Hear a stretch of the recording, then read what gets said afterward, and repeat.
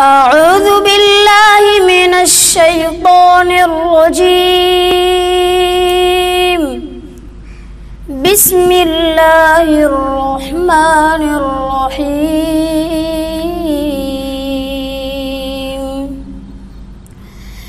إن هذا القرآن يهدي للتي هي أقوم ويبشر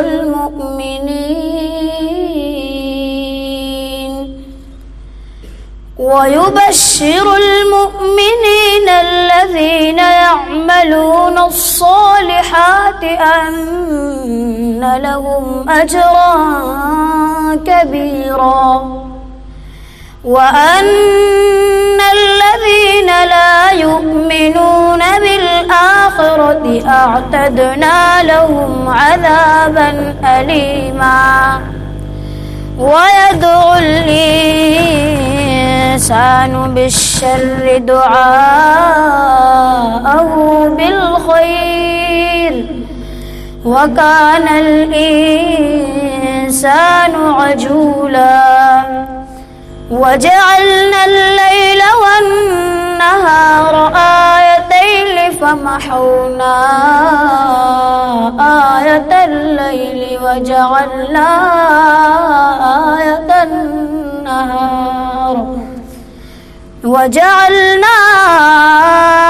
آية النهار مبصرة لتبتغوا فضلا من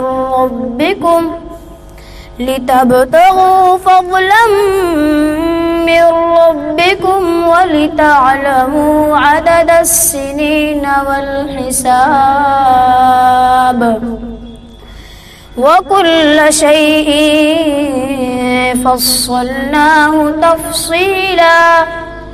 وكل إنسان ألزمناه طائره في عنقه، ونخرج له يوم القيامة كتابا يلقاه منشورا. اقرأ كتابك كفى بنفسك اليوم عليك حسيبا.